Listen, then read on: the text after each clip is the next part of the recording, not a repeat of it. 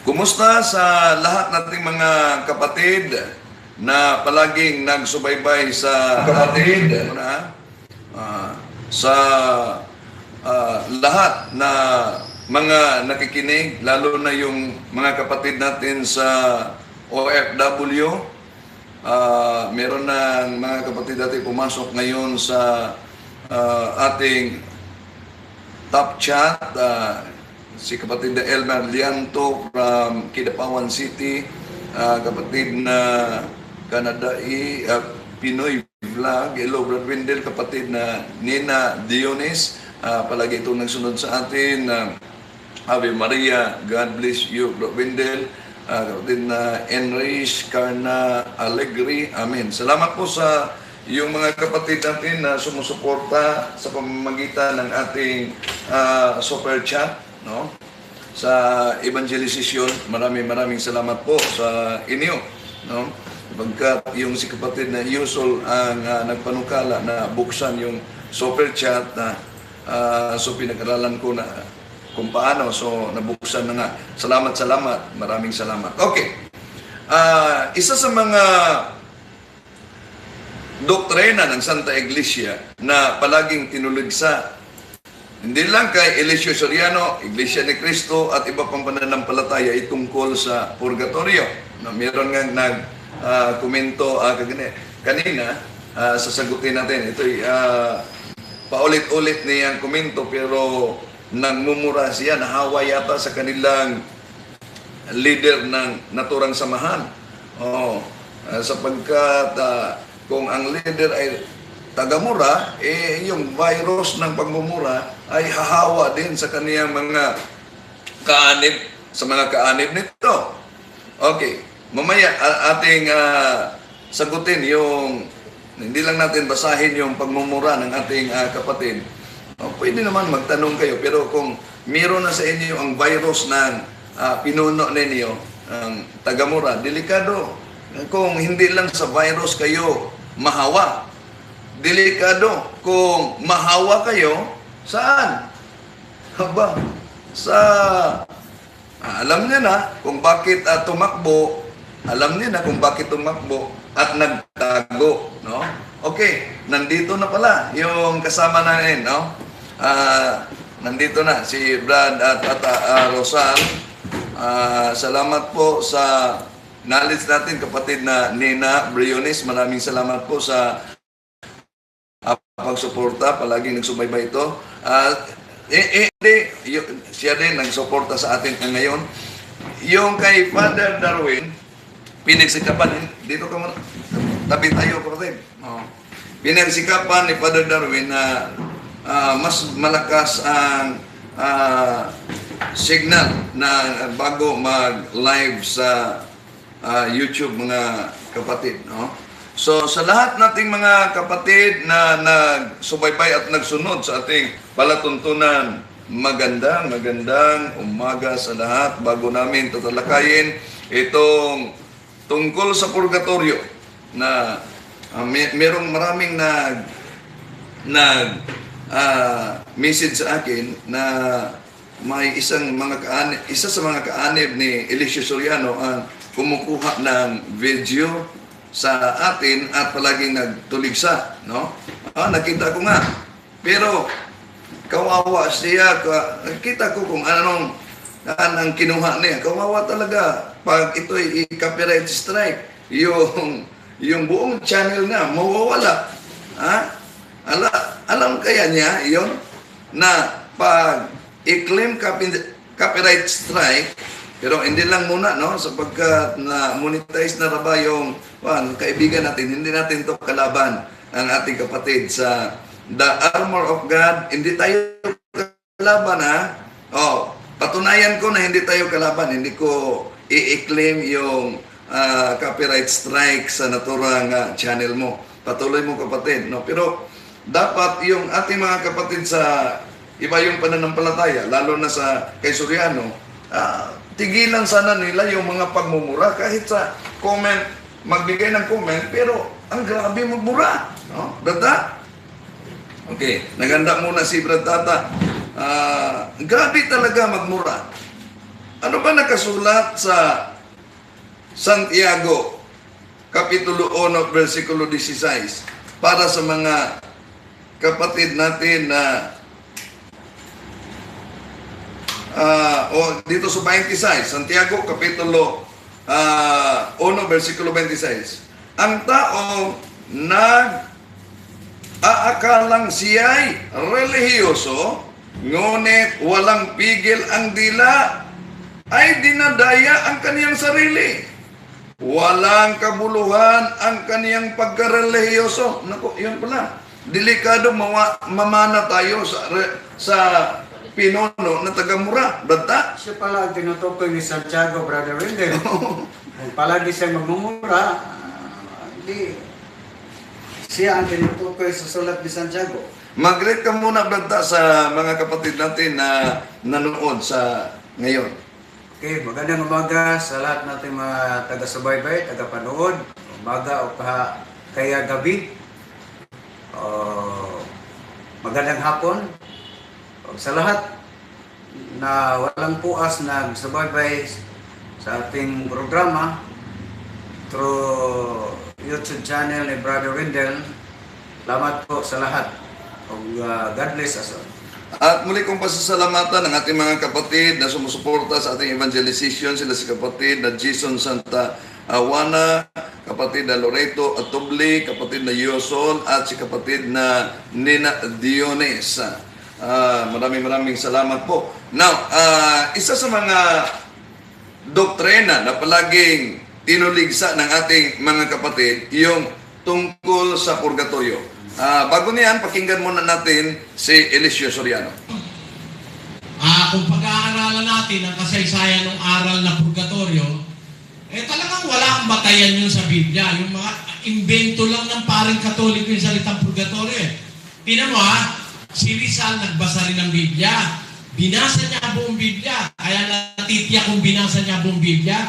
Sabi ni Rizal, pakinggan mo sa No Limit Tangere, page 72, sinulat po ito ni Dr. Jose Rizal. But now, let's see how the idea of purgatory, which is absent from both the Old and the New Testaments, became Catholic doctrine. Neither Moses... Okay, now, sabi niya, tinuligsa ni Eliseo Soriano ang purgatorio sapagkat wala umanong batayan sa Biblia na rinig nyo naman mga kapatid, no? Pero sa pagtuligsa niya, hindi Biblia ang ginagamit niyang batayan. Ang pagtuligsa niya, ang ginagamit niya ay ang nuli.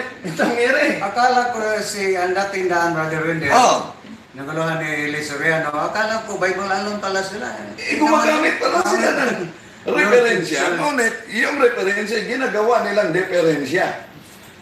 Kung si Dr. Rizal Bay nagkasulat sa kaniyang aklat na No Limit Tangere sa pahina 72, ibig ba sabihin na ang aral tungkol sa purgatorio ay hindi mababasa sa Biblia?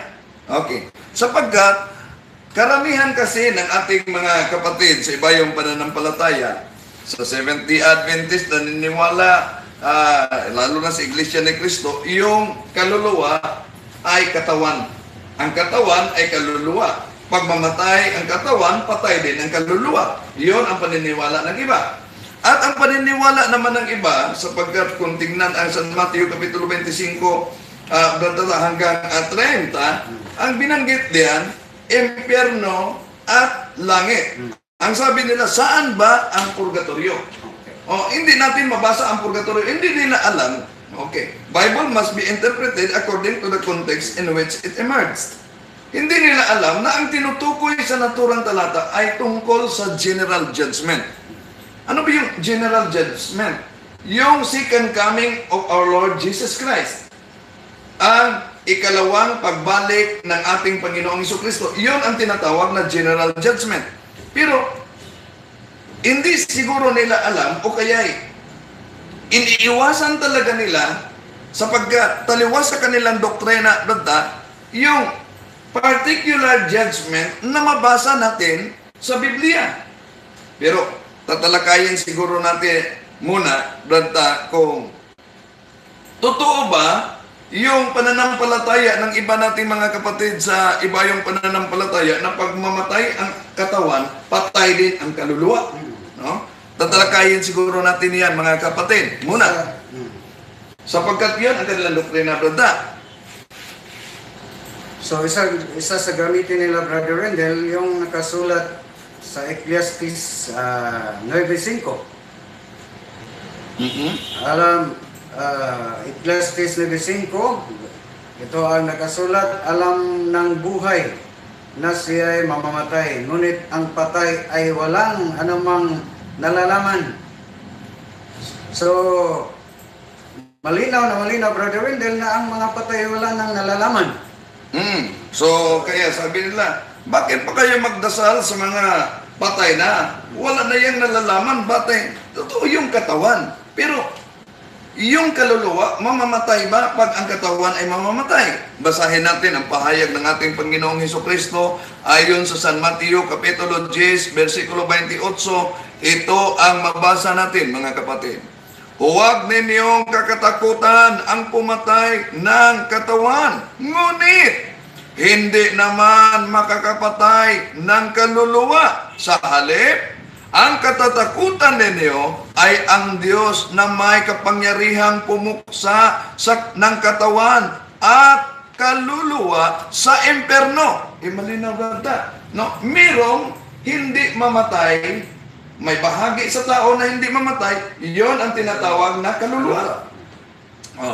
So, ngayon, hindi totoo yung sinabi nila na pag yung sa ibang pananampalataya, pag ang katawan ay mamatay rin ang kaluluwa, sapagkat ito'y pahayag ng ating Panginoong Hesukristo. Hindi ito pahayag sa no limitang ere, na may hindi mamatay yung kaluluwa. Ngayon, pag ang kaluluwa hindi man mamatay, sabi ng ating Panginoong Hesukristo, at mamatay ang katawan, ano ang mangyari? No? Pag mamatay ang katawan. Okay.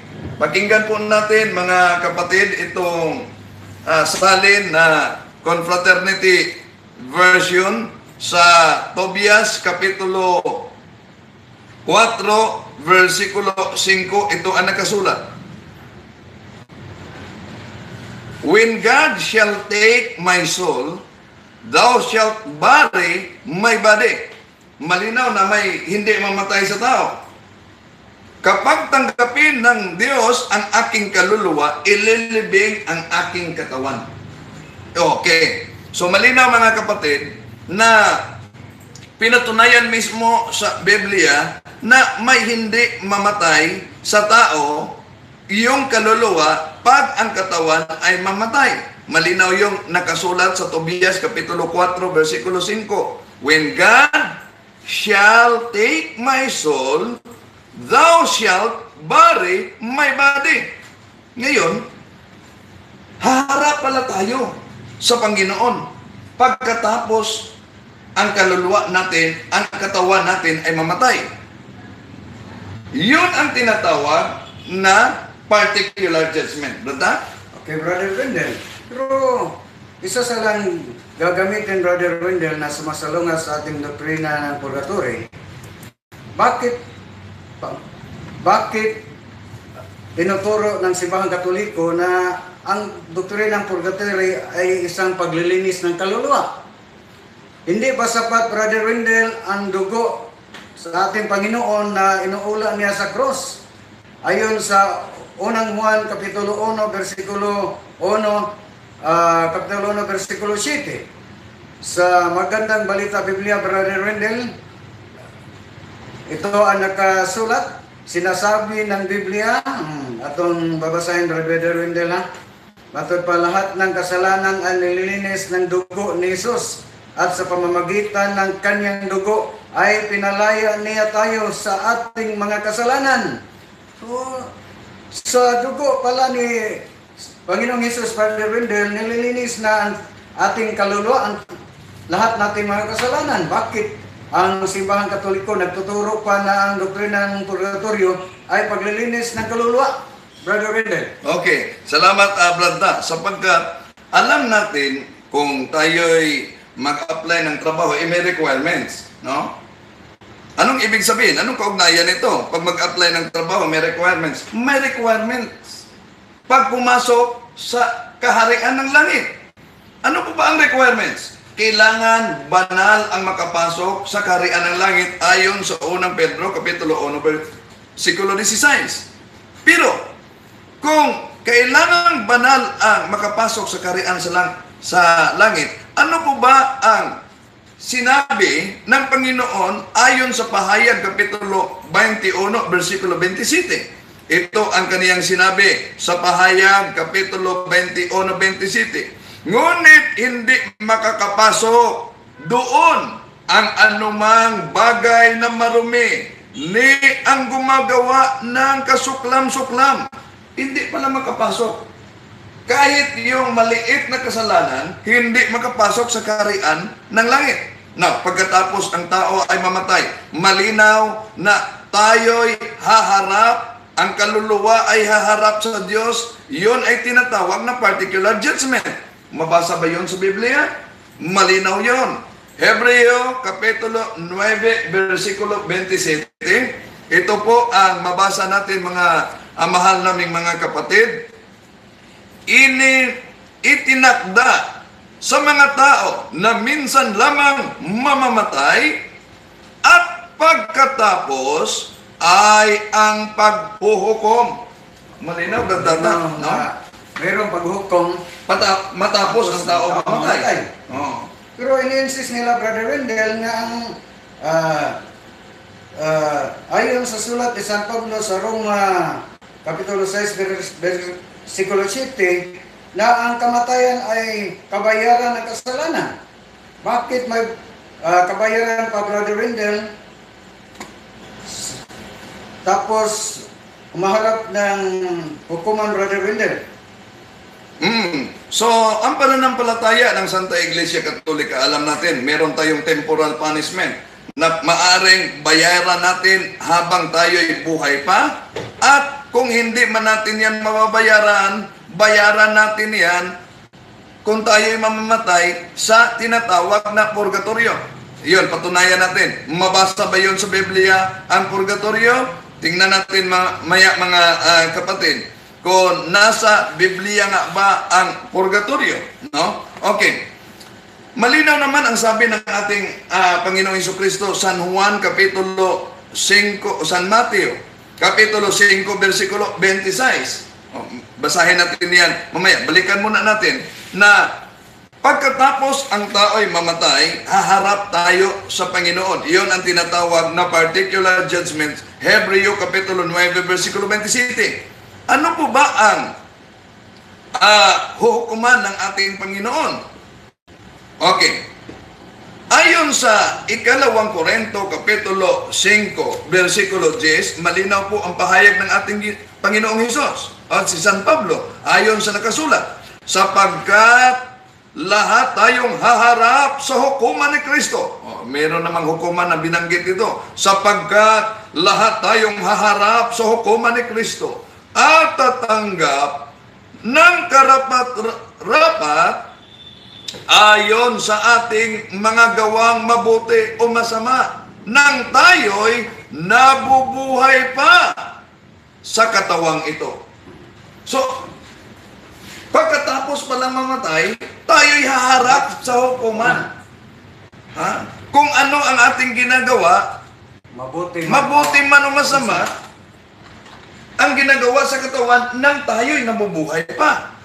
Pero, tandaan natin, sa pahayag Kapitulo 21-27, walang sino mang makapasok sa kaharian sa langit na may kunting kasalanan.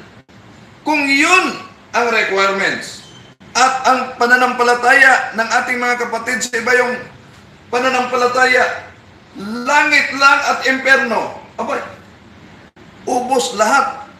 Magiging barbecue. Lahat ng kaluluwa magiging barbecue, Brother Wendell, pag walang purgatorio. Paano naman ang pananampalataya sa ating mga kapatid ng mga born again, Brother Wendell, na para sa kanila, pananampalataya na lamang sapat na para tayo maligtas sa kasalanan o makamit na to ang habang buhay. Brother Wendell. Yun sa susunod, tatalakayin natin yung sola fide, yung sola scriptura, na maliligtas ka lang kung sumasampalataya ka na ng ating Panginoon Jesucristo, di na kailangan yung mga mabuting gawain. Ano sila? Hello? Okay. So, ngayon, binasa natin ang nakasulat sa ikalawang Korinto, Kapitulo 5, versikulo 10, na haharap ang bawat isa sa hukuman ng ating Panginoon Jesucristo. Yun ang particular judgment. Iyon ang particular judgment. At ang Diyos, siya'y Diyos ng makatarungan. Hostesya. Ayon sa awit, Kapitulo 7, versikulo 11, ito po ang nakasulat. Ang Diyos ay may isang hukom na makatarungan at paparusahan at paparusa sa masama sa bawat araw. So ang Diyos ay makatarungang hukom. Anong ibig sabihin yan? Hindi pwede, hindi maaari na sa makatarungang hukom, yung maliit na kasalanan ay malaki. Halimbawa, Brother Wendell, yung nagnanakaw ng isang itlog. Katumbas ba yun sa isang tulisan? Yung pumatay, Pamatay o yung nanggahasa. Ibig ba sabihin, sapagkat kasalanan ng kaniyang ginawa, nangawat siya ng saging sapagkat siya ay nagugutom, kasalanan yun. nanakaw siya ng saging. Kasalanan yun. Pero, Hindi yun para langit, Brother Wendell. sapagkat ayon sa pahayag, Kapitulo 21-27, walang sino mang makapasok sa kaharian ng langit kahit ng sino may contain kasalanan. Okay. Now, hindi siya makapasok. Ibig ba sabihin, dahil hindi siya makapasok sapagkat siya may kasalanan, nagnakaw ng saging o kaya nagnakaw ng itlog, sabi mo, siya ba'y pumunta at doon sa impyerno, kasali sa mga yung tulisan, yung mga killers, yung mga nanggahasa, no? Hindi na yun. Injustice na yun. Brother Wendell. Malinaw naman ang awit Kapitulo 7, versikulo 11, ang Diyos ay Diyos ng makatarungan. At kapag siya'y magiging hukom na katarungan ng Diyos. Kaya hindi maaari na kung tingnan natin ang Biblia, yung maliit na kasalanan, malaki ang kaparusahan. At ang malaking kasalanan, natural, malaki ang kaparusahan. Okay. Sa Biblia ba ng Protestante, may mabasa ba tayo na may maliit at malaking kasalanan at yung malaking kasalanan hindi na maaaring ipagdasal, ngunit yung maliit na kasalanan ay maaari pang ipagdasal? Okay, babasahin po natin mga kapatid itong salin nila, ang Revised Standard Version sa 1 John chapter 5 verse 16. Sa Revised Standard Version, ito ang ating mabasa, mga kapatid. If anyone says his brother committing what is not immortal sin, malinaw dito sa tinatawag na Revised Standard Version, mortal sin ang ginagamit. Sapagkat meron tayong mortal and venial batay sa ating pananampalataya. Okay, unang Juan 5:16. If anyone sees his brother committing what is mortal sin, he will ask, and God will give him life for those whose sin is not mortal. There is sin which is mortal. I do not say that one is to pray for that. Meron palang kasalanan na maaaring ipagdasal. Yung kasalanan, lalo na sa mga nangamatay, na hindi mortal. Yung hindi mortal, ibig sabihin, venial. Venial sin, Oh, Brother Wendell. anong sinasabi? Malinaw, ulitin ko. There is sin which is mortal. I do not say that one is to pray for that. Malinaw, Brother? Malinaw na yung venial sin, pwede pa ipagdasal ang kaluluwa, Brother Wendell. So, pero Brother Wendell, palagi silang kumukontra sa doktrina natin purgatorio. Ang tanong, nakaintindi baka sila Brother Rendell sa ating doktrina ng purgatorio? Okay, yon ang tanong. Sumasalungat na sila. Babasahin ko muna yung isa sa mga nagkomento. Nakita ko kanina, sabi niya, kayong mga Katoliko, nakahiya kayo, hindi ko na lang babasahin yung mga pagmumura niya, no? Grabe ang pagmumura niya, sapagkat ang binatayan niya, yung header na may purgatorio at may footnote.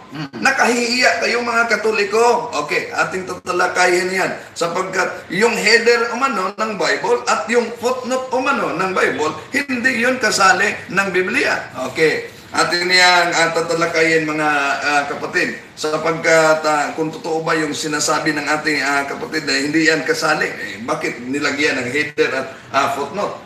Kaya nga, upang maintindihan sa mga nagbasa na ang bahaging ito na tinatalakay sa naturang talata ay tumutukoy sa naturang tinatawag na purgatorio. Pero, hindi lang man yung header at footnote ang ginagamit. Meron talagang talata na ginagamit namin. No? Bakit hindi niya binanggit na meron talagang... Okay, balikan muna natin. So, nabasa natin, napatunayan natin, ginamit pa natin ang Revised Standard Version Bible sa unang Juan, Kapitulo 5, versikulo 15. Merong venial at mortal. Okay, ulitin ko, ano ba ang requirement para makapasok sa kaharian ng langit? Pahayag Kapitulo 21, versikulo 27, malinaw po ang sinasabi ni San Juan. Ito, ngunit hindi makapasok doon ang anumang bagay na marumi ni ang gumagawa ng kasuklam-suklam. Kung gayon, mga kapatid, na hindi makapasok ang anumang bagay na marumi at malinaw na may mortal and venial sin, venial sin marumi pa rin. Kaya nga, sinasabi ng ating Panginoong Hesus, bawat tao ay dadalisayin sa pamamagitan ng apoy. Okay, saan natin yan mabasa? Malinaw ang sabi ng ating Panginoong Hesus sa Marcos Kapitulo 9, versikulo 49. Ito po ang ating mabasa, mga kapatid, sapagkat ang bawat isa'y dadalisayin sa apoy. Yung apoy na tinutukoy ng ating Panginoong Hesus na dadalisayin ang bawat isa sa pamamagitan ng apoy. Ibig po pang sabihin, ang apoy na yun ay impyerno? Hindi yun, eternal mission yung apoy sa eternal, Brother Rendell. Yes, ang impyerno ay totoo, bratata. Yun ay tinatawag na eternal damnation. Ang impyerno. Pero may tinutukoy ang ating Panginoong Hesus na bawat tao ay dadalisayin sa apoy. Brother Rendell, ayon sa nakasulat sa unang Korinto Kapitulo 3, versikulo, Brother Rendell, versikulo 15, na mayroong tinutukoy si San Pablo na apoy. Oo. Brother Rendell. So ating mabasa. Sa unang Korinto Kapitulo 3, versikulo 13 hanggang 15, bratata. 15. Ating babasahin, Brother Na Rendell. ang bawat mga ginagawa ay idaan sa apoy. Okay, Brother. sige, Sa bratata. araw ng paghatol, nalalaman kung anong uri ng materyales ang ginamit ng bawat nagtayo. Dahil susuriin sa apoy ang itinayo ng bawat isa. So, mayroon ding apoy, Brother Rendell. Kung hindi matupok ang itinayo, tatanggap ng gantimpala ang nagtayo. 15. Subalit kung matupok ang kanyang itinayo, mawalan siya ng gantimpala. Maliligtas siya, ngunit matutulad siya sa isang taong nasunugan. Yon ang nakasulat, Brother Rendell. Itong hanggang 16, hindi ba ninyo na lang na kayo'y templo ng Diyos at nakatira sa inyo ang kanyang Espiritu. So, malinaw, Brother Rendell, na mayroong apoy Na binanggit, ayon sa nakasulat sa unang Korinto, Kapitulo 3, versikulo 13 hanggang 5. Salamat Brad Tata, no? Ginagamit niya yung Protestant na salin na paborito din. Okay. Basahin ko rin sa isang salin na magandang balita Biblia. Salamat po Brad Tata. No. Ito, mabasa natin. Makilala ang ore ng gawa ng bawat isa sa araw ng paghukom. Mayroong paghukom na naman na binabanggit. Sapagkat mahahayag sa pamamagitan ng apoy kung anong ore ang ginagawa ng bawat isa. At binasa ni Brad Tata ang 15, ngunit kung masusunog naman, mawawala siya ng gantimpala, gayon man maliligtas siya. Kaya lang ay para siyang nagdaan ng apoy. Idaan sa apoy, ngunit may kaligtasan pa. O kaya nga, yun ang dahilan na ginagamit namin ang La Sagrada Biblia sa unang Korinto Kapitulo 9, yung sabi ng miyembro ni Soriano, hidir ang binabasa niyo. Upang patunayan na itong apoy na ito na may kaligtasan, kahit idaan pa ang kasalanan, ngunit may kaligtasan, tinatawag ito ng mga Bible scholar, Bible scholar versus Rizal ang ginagamit nila. Bible scholar na tinatawag itong purgatorio. Itong basahin natin sa header. Yes, header. Upang linawin na ang paksang ito ay tumutukoy sa purgatorio. Ito ang mabasa natin. Premio e purgatorio, porque nosotros somos onos. Mayroong mabasang purgatorio. No? So, kapag sasabihin nila, hindi yan purgatorio, mali yan sapagkat, sige, pagbigyan na lang natin, hindi purgatorio. Anong tawag niyo sa sinasabi ni San Pablo sa unang Korinto Kapitulo 3, versikulo 13, na ang bawat mga gawain ay idaan sa apoy at may kaligtasan pa, ngunit siya ay dadaan sa apoy. Merong nakasulat, tinatawag itong purgatorio. Ang batayan niya, no limitang yan Ating batayan, Biblia. Yung ating batayan, ginagamit natin ang Bible scholars. Na ngayon, kung ito ay hindi purgatorio, anong tawag nila nito? Sapagkat yung mga Bible scholars, malinaw ang kanilang pahayag. Ito'y tumutukoy sa purgatorio. Kaya, kahit na sa kanilang dinadala na Biblia, brata, ito'y nakakatawa talaga ang doktrina, lalo na kay Eliseo Soriano. Bakit? Gusto nila letra por letra, pero nagtuturo yung wala sa Biblia. Halimbawa, di po ba alam ninyo, si Eliseo Soriano nagtuturo sa kaniyang mga kaanib, inumin niyo ang ihi ninyo. Parang si Juan Manuel Marquez. Meron ng ihi. Saan ba yun mabasa? Saan ba yun mabasa na utos? O kaya utos ni Dr. Jose Rizal kaya? Na inumin niyo ang ihi niyo. Sabi na, Biblia lang ang batayan. Okay, patuloy po tayo. Malinaw, nabasa natin na itong tinutukoy pala na ang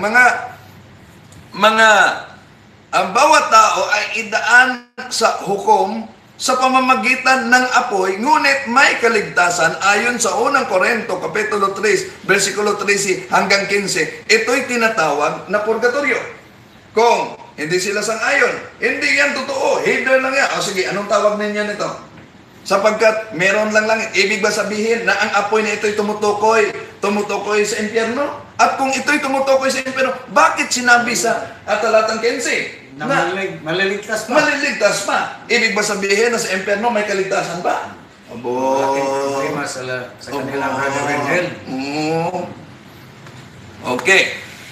Patuloy po tayo mga kapatid, no? Ano po ba ang sitwasyon sa kaluluwa bago pumasok sa kaharian ng langit? Okay, mabuting basahin po natin mga kapatid bago natin i-acknowledge, shout out yung mga pumasok sa comment section natin. Okay. Ayon sa mabasa natin sa Pahayag Kapitulo 21, versikulo 4, Pahayag 21, 4, brata. Ito ang mabasa natin, mga kapatid. Okay, basahin natin. At papahiran niya ang bawat luha ng kanilang mga mata. Wala ng kamatayan, dalamhati, pagtangis, at paghihirap, sapagkat lumipas na ang dating mga bagay. So, malinaw mga kapatid, na ang mga tao ay dadaan sa naturang kahirapan, ngunit papahiran niya ang kanilang mga mata. Wala ng kamatayan, dalumhati, at tangis at paghihirap. Ito ang resulta sa hukom na makatarungan, justice, sapagkat ayon sa ating Panginoong Hesus sa San Mateo Kapitulo 5, versikulo 26, ito ang pahayag ng ating Panginoong Hesus. Tandaan mo, hindi ka makakalabas doon hanggang hindi mo mababayaran ang kahuli-hulihang barya ng dapat mong bayaran. Malinaw, brata, no? Tandaan mo, hindi ka makalalabas roon hanggang Hindi mababayaran. hanggang hindi mo mababayaran ang kahuli-hulihang barya na dapat mong bayaran. Ngayon, sa Biblia, brata, ang tinutukoy ba ng kulungan? Kulungan ng mga kaluluwa o kulungan ng mga espiritu? Yun na bang City Reformatory Jail na palaging pinuntahan mo? Meron ba tayo mabasa, brata, na sa Biblia, si San Pedro mismo'y tumutukoy na ang ating Panginoong Hesus ay nagpunta sa kulungan ng mga kaluluwa? Okay. Malinaw, Brother Wendell, na meron tayong mababasa, nagtuturo si San Pedro na may isang Tinatawag na kulungan ng mga espiritu. o kaluluwa. Ayon sa Epistola ni San Pedro, Kapitulo 3, versikulo 18 hanggang 19, Brother Wendell. Okay. Ating babasahin. Sandali lang po. Unang Pedro, Kapitulo 3, versikulo 19. 19. Okay. Ating babasahin ang ayon, Axel. Ito na. Sandali lang. Okay. Si Kristo ay namatay pa, minsan magpakailanman, dahil sa ating mga kasalanan. Siya na walang kasalanan ay namatay alang-alang sa atin ng mga kasalanan, upang madala niya tayo sa Diyos. Namatay siya sa laman, subalit binuhay sa Espiritu. 19. Sa Espiritu nagtungo siya at nangaral sa mga espiritong nakabilanggo. Mayroong espiritong nakabilanggo na mga masuwayin noong panahon ni Noe, samantalang matiyagang naghintay ang Diyos habang ginagawa ang daong kakaunti. Lamang 8 katao ang nakaligtas noon sa tubig. Okay. So, Merong kulungan ng mga espiritu o kaluluwa, brata, na tinutukoy batay sa nabasa mo. Kaya, ginagamit natin ito, yung nagmumura na parang nahawa ng virus sa kaniyang pinuno, no?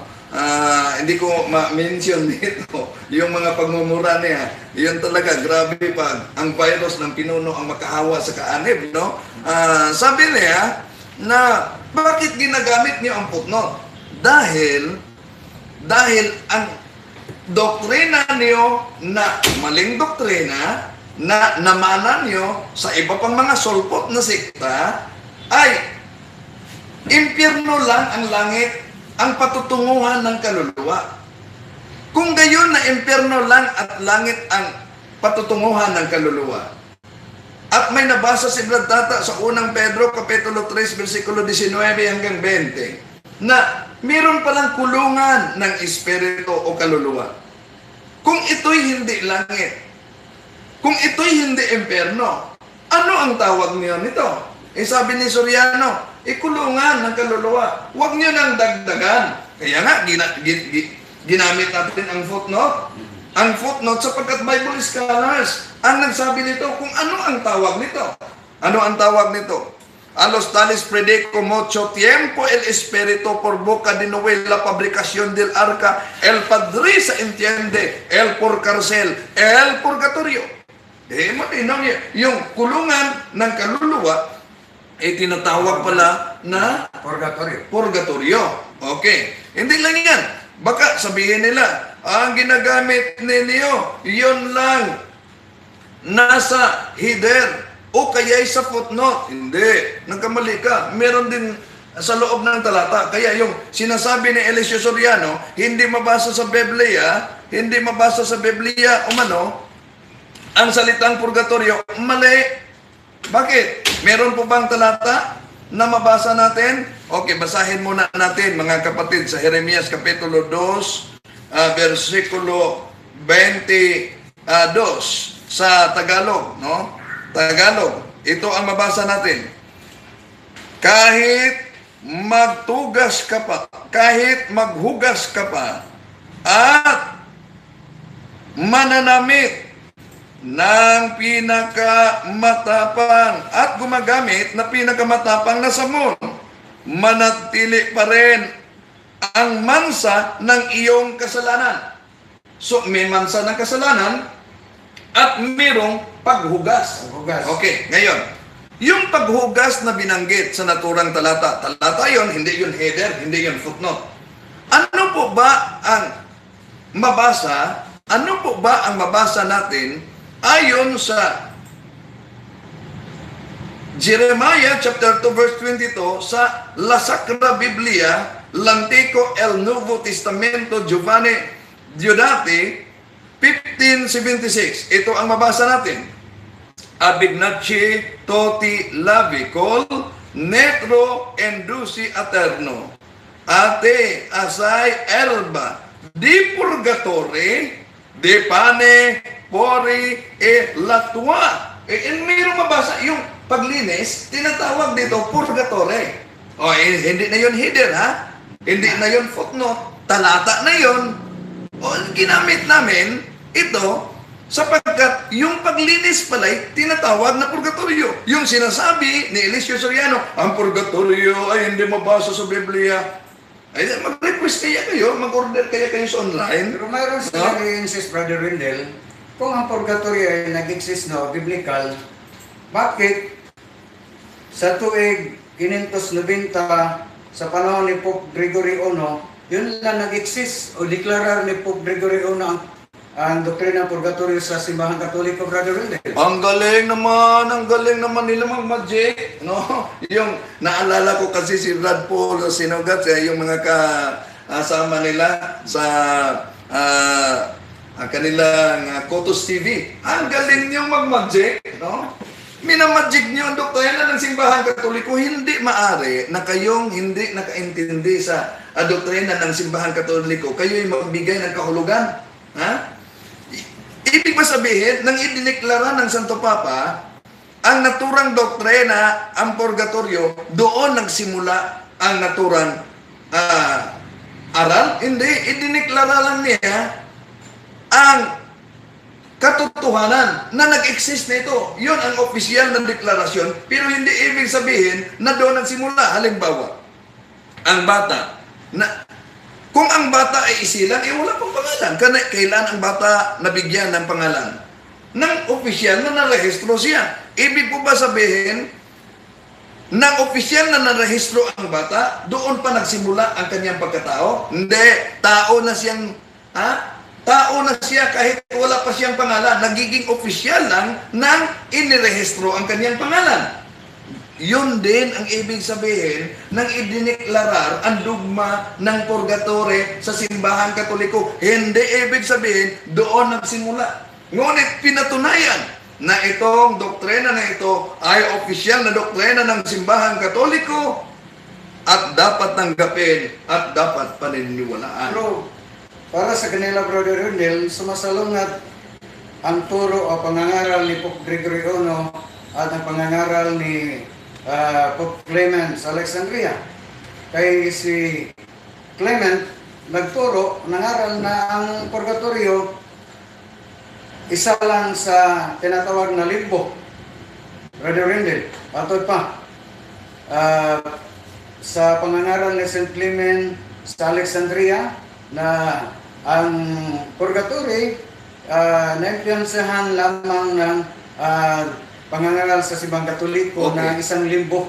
Okay, una, dapat nila banggitin anong dokumento ang ginagamit ng Papa. Sapagkat sa panahon natin ngayon, hindi lang ngayon, noon pa, mahilig na sila ng fake news.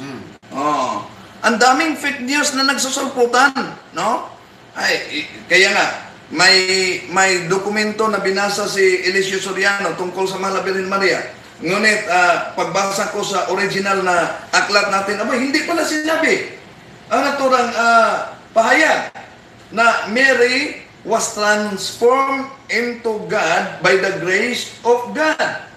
Nagiging Diyos umano si Santa Maria. Pero nang binasa ko ang naturang aklat, hindi totoo, wala nakasulat yan. So, itong mga nagsulputang ito, mahilig ng fake news.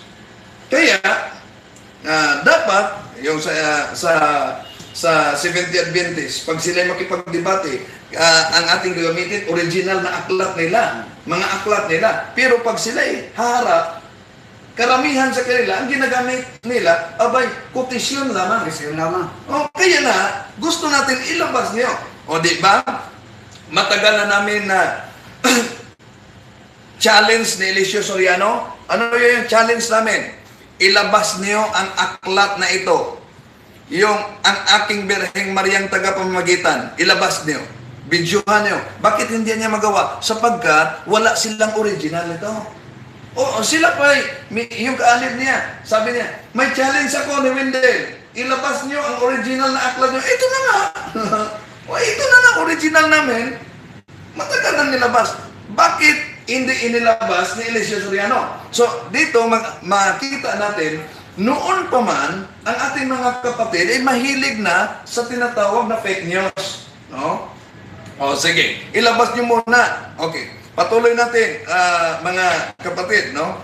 So, sa paglinis ng kasalanan, mabasa natin sa Hebreo Kapitulo 1, versikulo 3, na ang ating Panginoong Jesus, nilinisan niya ang kasalanan ng mga tao. At nabasa naman ni Brad Tata Rosal na ang paglinis ng kasalanan, mga kapatid, ay hindi lang sa mga buhay, kundi sa mga espiritong nakukulong na ayon sa binasa natin, ito'y tinatawag na purgatorio.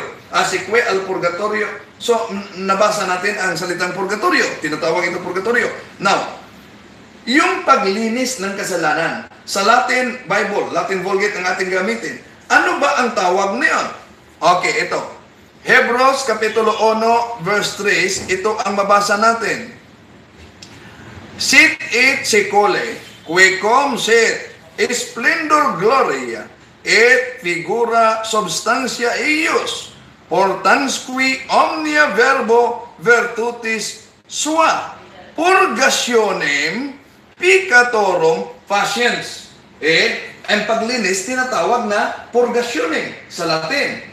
Ngunit sa Espanyol, tinatawag na purgatory. Nabasa natin yan.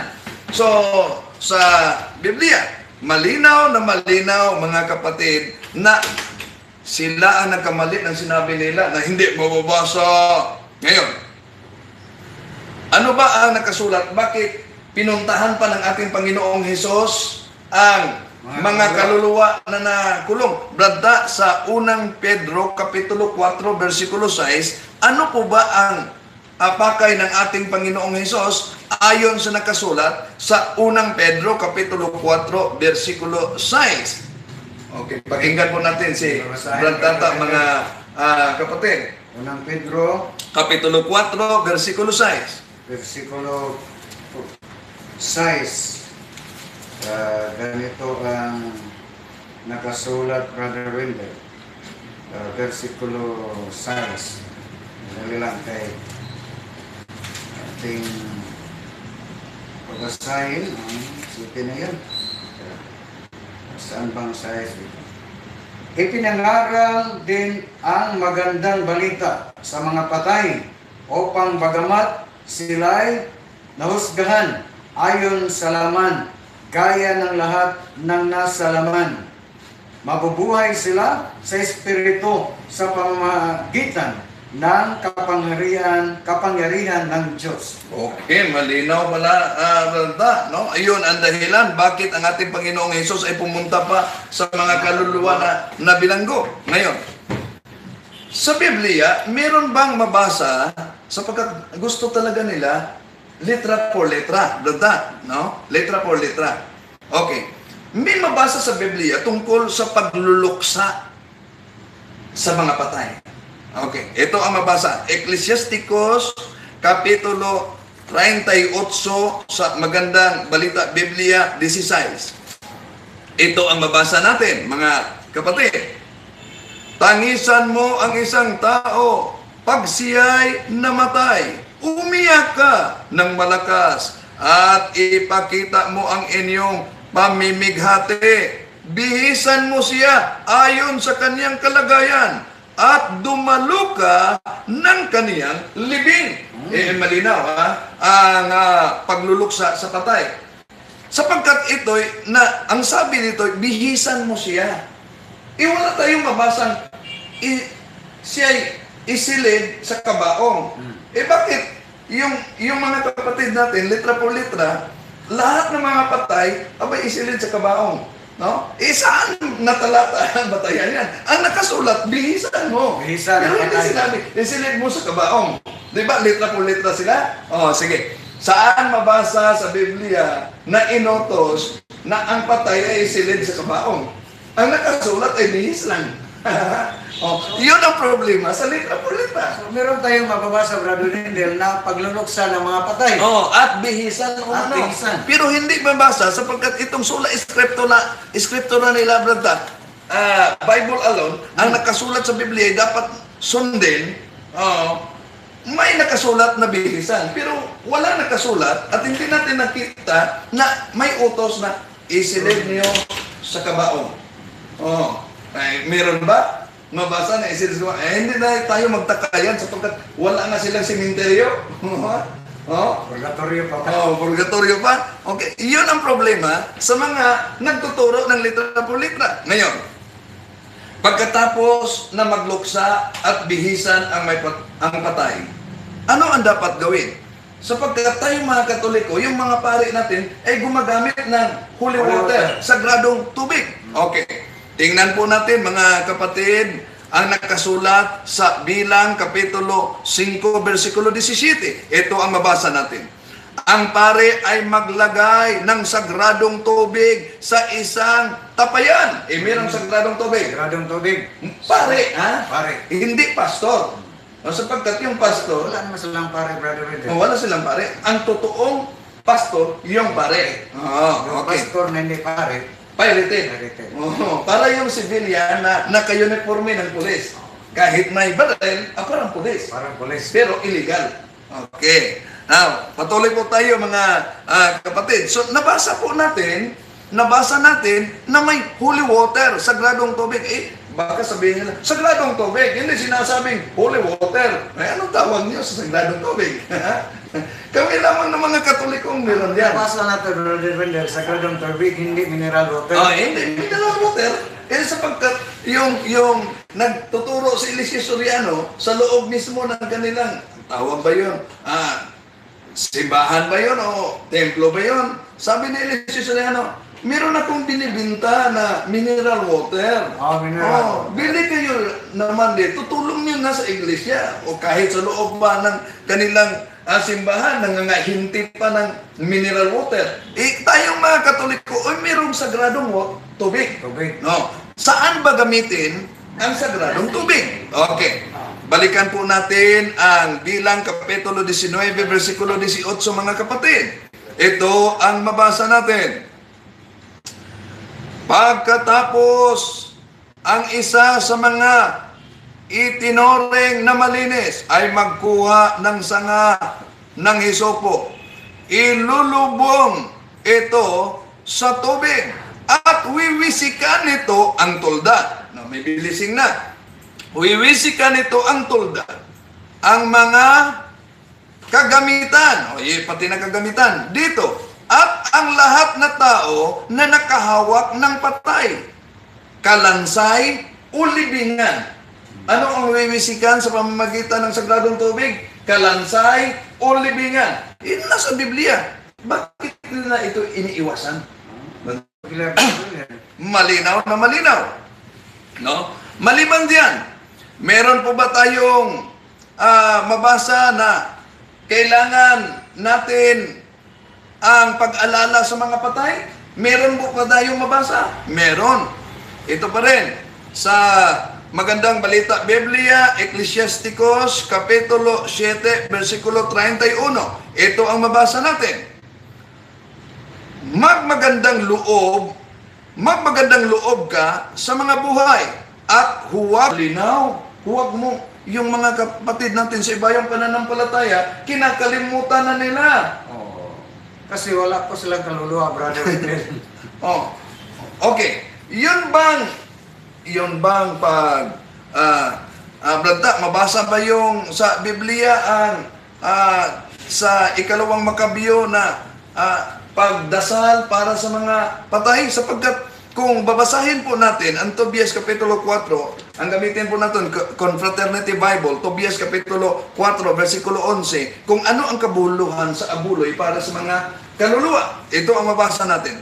For alms deliver from all sin and from death, and will not suffer the soul to go into darkness. Malinaw po.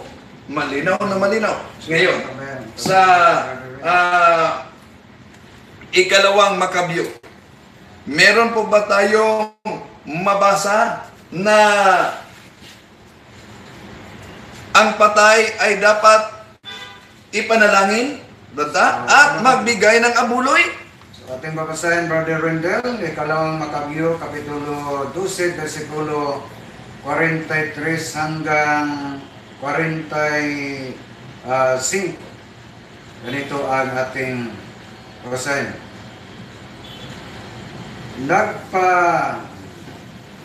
Nagpalikom siya ng mga kaluob na maabot sa halagang 4 na librang kilang at pinadala ito sa Jerusalem upang ihandog na pantubos sa kasalanan. Ginawa ito ni Judas sapagkat naniniwala siya sa muling pagkabuhay ng mga patay. 44. Kung hindi siya umaasa na ang mga patay ay muling mabubuhay, magiging kahangalan lamang ang ipinalangin pa ang mga namatay na, Brother Wendell. Okay, malinaw. Malinaw, isang kahangalan umano. Isang kahangalan, malinaw na malinaw, magiging kahangalan lamang ang ipanalangin pa ang mga patay kung sila'y hindi naniniwala na ito ay muling mabuhay. So, malinaw na noon pa man, ang pagpanalangin ng patay ay nasa Biblia na. Nasa Biblia. Kahit ang King James Version nila, 1611, meron pa nakasulat nito. Sapagkat ang King James Version nila, 1611, 72 books. Ngunit sa pagdating ng taon 1827 sa British Foreign Bible Society, tinanggal na nila ang naturang mga aklat. At nang tinanggal, karamihan sa kanila, hindi na mababasa na ang mga patay ay ipinalangin. Natural, tinanggal nila sa 1827. Ngunit, sa Bagong Tipan, may mabasa po ba tayo na kahit si San Pablo'y nanalangin sa patay at buong bahay ng taong patay na? Hindi sa siguro nila nabasa ito. Ikalawang Timoteo, Kapitulo 1, versikulo 16. Ito ang mabasa natin. Kahabagan nawa ng Panginoon ang sambayanan ni Onesiporo, sapagkat maraming pagkakataon na pinasisigla niya ako at hindi niya ako ikinahihiya. kahit na ako'y isang bilanggo. Iyon ang sabi ni San Pablo. Anong sabi ni San Pablo? Malinaw, kahabagawan nawa ng Panginoon. Binanggit niya si Onesiporo dito. Ang tanong, si Onesiporo ba nang isulat ni San Pablo yan? Siya ba'y buhay o patay? Okay, mabuti siguro na ating babasahin ang tinatawag na Bible commentary, napakaluma itong Bible commentary sa 2 Timothy chapter 1 verse 16. Ito ang mabasa natin, brother. Onesiporos is unknown. He must have been a member of the church of Ephesus, where his family still resided. The expression of St. Paul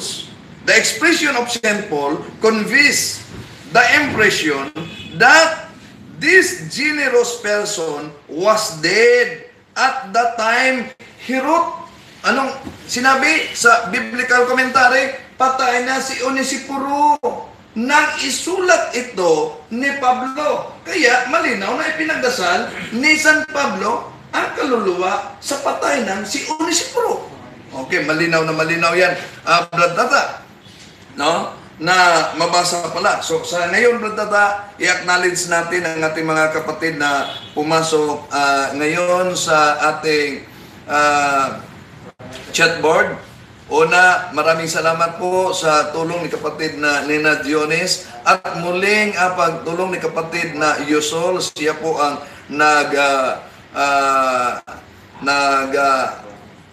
nagpanukala sa atin, no, na ma-open itong super chat natin. Acknowledge muna natin ito kapatid na Elmel Lianto watching from Kidapawan, kapatid Canada. Pinoy Vlog, hello Brad Windel, kapatid na Nina Dionis, salamat po kapatid. Ave Maria, God bless po Brad Windel, kapatid na Isi Carta Alegre, amen.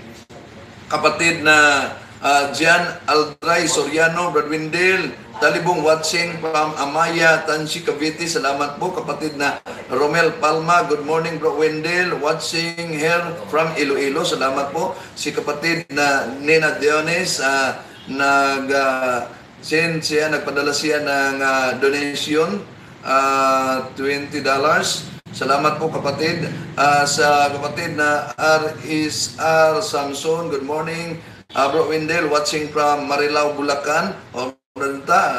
Maabot is Marilao, Bulacan. Kapatid na Jose Noel Gutierrez, Brad Wendell, sa Karangtugon, Deuteronomio 4:15, wala tuguti sa Ginoo ang pagkulit sa larawan. Yung sa mga larawan, aturan na, isgutan lang na, tatalakayin natin yung sacred images sa susunod. No?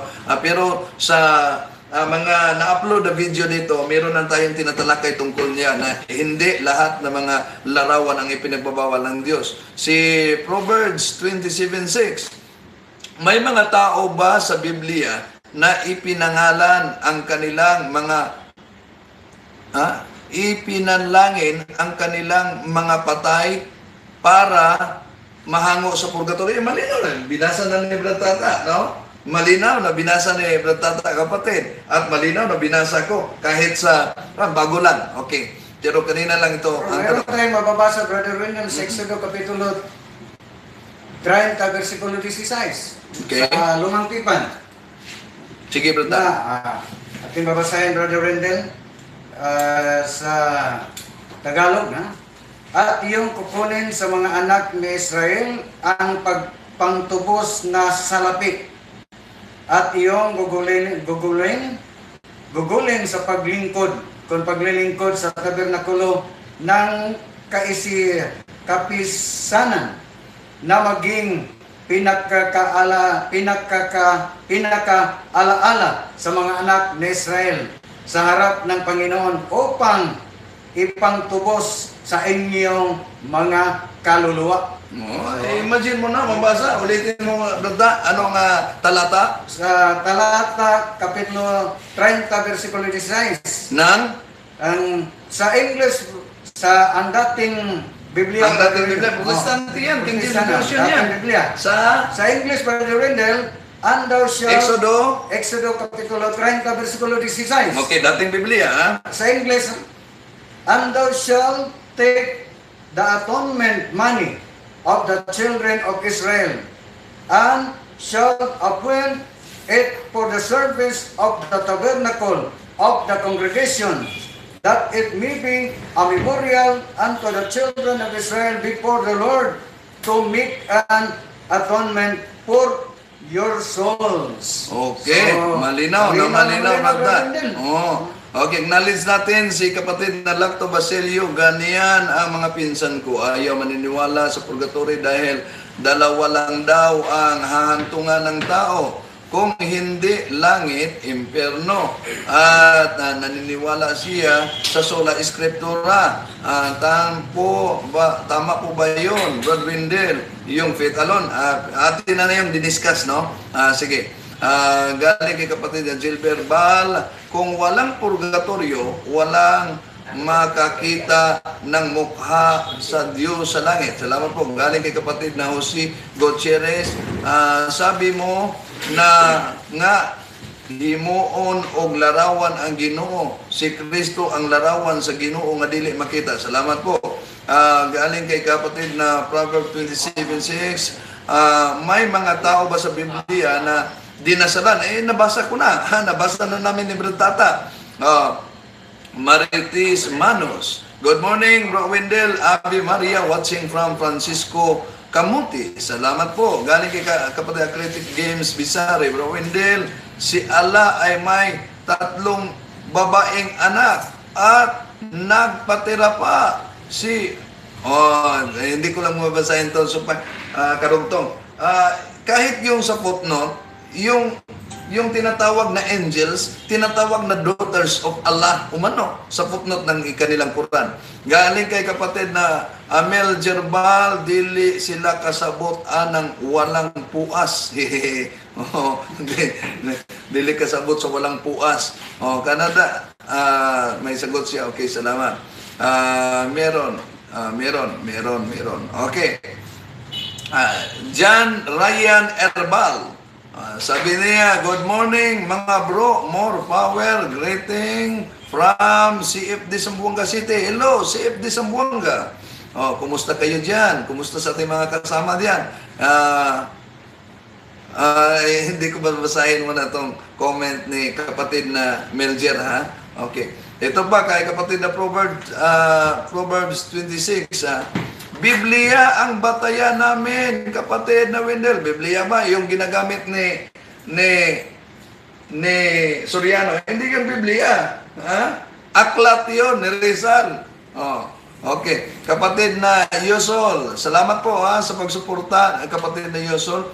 Bro Wendell, hindi dapat i-strike ng copyright nangunguha ng video niyo.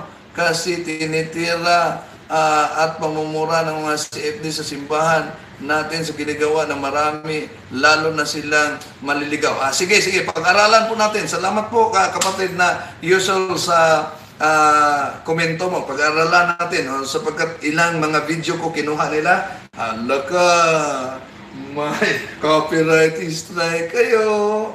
Tatlo lang. Bura na ang YouTube channel nyo. 3 lang, Alam ko paano. Okay. Nangunguha ng ating salamat po sa pahayag ni comment ni kapatid na Yusol. Oo, baka yung mga kapatid natin na hindi nagsunod sa atin ay mabulag sa naturang taktika nila, no? Okay. Bro Wendell, sa headquarter si Bahin China, Beijing, China siguro na may star sa ceiling, mata ng dragon at may star din silang simbolo. Team Dragon kasi Canada, anong verse? Malinaw naman na yun, binabase natin. Si kapatid na Yusol, nagkaway-kaway kay kapatid na Nina Johnny. Salamat po sa inyong pagsuporta sa aming apostolate. Good morning, Bro Wendell, sa lahat ng CFD. Salamat po. nagsagutan na dito sila si Canada at si Proverbs. Oh, balinaw naman ito, binasa natin. Kapatid na Greg Bakbak, good evening again, brother, watching from Bahamas. Salamat po. Si Proverbs, nagsagutan na hango ba ng kaluluwa ni Onesiporo sa purgatorio? Nahango ba ko no? May basa tayo, hindi detalyado, pero may basa natin sa Biblia na ipinagdasal. Ngayon, kung may mabasa tayo na ipinagdasal, bakit hindi nyo sinusunod? Na nasa bagong tipa na yun. Kung ang tanong nahango ba, Diyos lang ang may alam niyan. Because we walk by faith, not by sight. Okay. Ayon kay Paul. Okay, tuloy tayo. Ang dami na, nagsasagutan na si Canada at si Proverbs dito. Sige, tuloy nyo mga kapatid. John Andre Soriano, watching from Amaya, Tansi, Cavite. Sana po ay muling magbalik ang tunay na Santa Iglesia itinatag ni Cristo. Okay, ang dami pa, sila si Canada at si Proverbs, nagsagutan na talaga dito. Okay, patuloy nyo ang sagutan niyo mga kapatid. Okay. Ang daming sagutan na ng ating mga kapatid dito sa group chat natin. Okay, pero kunti na lang oras na nanatili sa ating banta. Payag mo? Bueno, Brother Wendell, kunti na lang. Hanggang kailan tayo na oras? Acknowledge lang natin, Brad, si kapatid na Lady Violet. Dalawa lang naman talaga ang pupuntahan natin, whether heaven or hell. Pero pag ikaw candidate for heaven, mamatay with venial sin, dadaan ka sa place para doon lilinisin before entering heaven. Iyon ang tinatawag na purgatory. Sapagkat sa ating pananampalatayang Katoliko, merong 3 simbahan. Yung Militant Church, tayong nasa lupa, yung tinatawag na Church of Suffering, yung sa Purgatory, at yung Triumphant Church, yung nasa langit.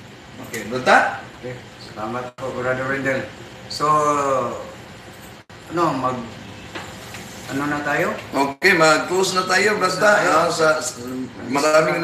Maraming nanonood na sa atin, maraming nagkukomento, at yung mga kapatid natin nagsasagutan. Ay, acknowledge lang natin yung iba, sila kapatid na Jules Magpa, it's because I saw their pieces in the poster saying famous Freemasonry near in Masonic Lodge. Nag-discuss sila tungkol sa Masonic. Okay. Hello, Brother Wendell and Tata watching from Basilan. Salamat po sa mga taga-Basilan. MSO sa Basilan. Si kapatid na po, sinugat, late ako. Maraming salamat. God bless po. Salamat po, kapatid. Inanyayahan ko po kayo, mga kapatid, na mag-subscribe sa Kotos TV. Marami kayong matutunan. Sa YouTube channel ni Brad Tata. Nagsimula na ito ng Tagalog, ha? Hindi ko po ako. So, YouTube channel ni Brad Tata at maraming salamat sa pagsubaybay ninyo. So, salamat din ni kapatid na Yusol yung sa comment niya. Kung hindi natin i-strike, baka marami pa, no? Marami pa ang mga kapatid nating maligaw sa pananampalataya. Okay. Baka mabura yan. Ilan na? Ang dami na kinukuha na yung video galing sa atin.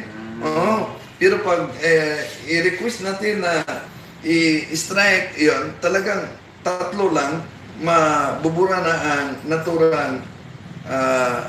naturang channel niya, no?